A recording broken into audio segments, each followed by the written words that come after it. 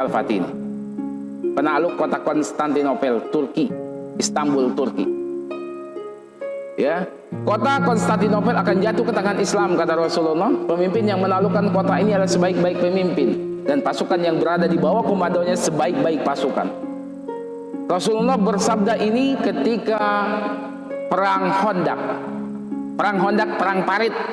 Ya, ketika itu umat Islam menang tanpa peperangan. Kenapa? Karena kafir Quraisy dan sekutunya tidak bisa masuk kota Mekah, kota Madinah, karena ada parit yang sangat besar, sangat lebar.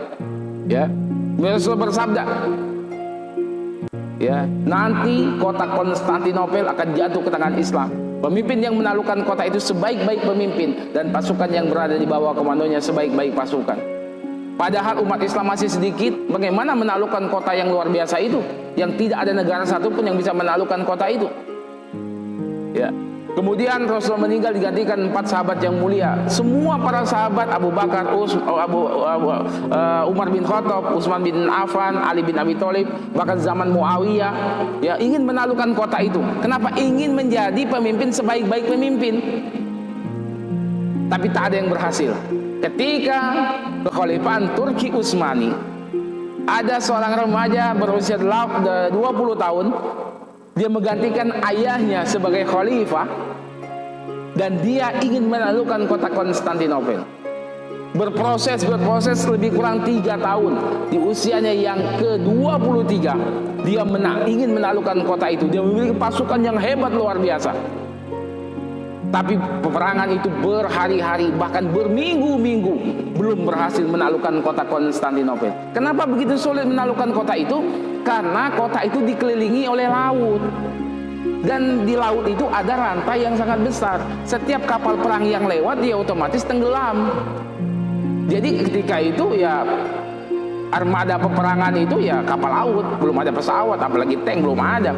Adanya itu kapal laut. Kapal laut hanya bisa lewat laut. Di tengah laut ada rantai, nggak bisa lewat. Kalau maksa lewat, tenggelam. Jadi belum perang udah kalah duluan. Dia berpikir, dapatlah dia idenya untuk menaklukkan kota Konstantinopel itu. Jangan lewat laut kapal itu, tapi lewat belakang. Jangan lewat depan, tapi lewat belakang. Lewat belakang gimana mungkin? Oh, ada gunung. Masa ada kapal laut naik gunung? Tapi sesuai dengan sabda Nabi, pasukan yang berada di bawah komandonya sebaik-baik pasukan. Itu kapal-kapal perang itu naik gunung, Pak. Pernah nonton filmnya ya? Nonton film. Itu pakai gelondongan kayu. Pakai gelondongan kayu itu naik gunung, turun gunung, sampai ke pintu gerbang kota Konstantinopel di belakang. Singkat cerita, Muhammad Al-Fatih menaklukkan kota Konstantinopel tanpa peperangan, tanpa pertumpahan darah. Kenapa? Karena dengan strategi yang luar biasa itu. Ketika mau sholat Jumat, Muhammad Al-Fatih berpidato. Muhammad Al-Fatih berpidato di depan ribuan pasukannya. Apa pidatonya? Siapa yang jadi imam sholat Jumat hari ini, maka otomatis dia menjadi khalifah pertama di kota Konstantinopel. Tapi untuk menjadi imam sholat hari ini, kata Muhammad Al-Fatih, ada 3 syaratnya. 3 syaratnya. Untuk menjadi imam sholat Jumat hari ini ada 3 syaratnya. Yang pertama, kata Muhammad Al-Fatih, siapa di antara kalian yang dari balik, dari kecil tidak pernah meninggalkan sholat 5 waktu. Masya Allah, Pak Ibu, ternyata sholat. Jadi untuk menjadi khalifah, untuk menjadi imam itu sholat. Siapa di antara kalian yang tidak pernah meninggalkan sholat 5 waktu, kata Muhammad Al-Fatih, maju ke depan jadi imam. Apa yang terjadi, Bapak Ibu semua?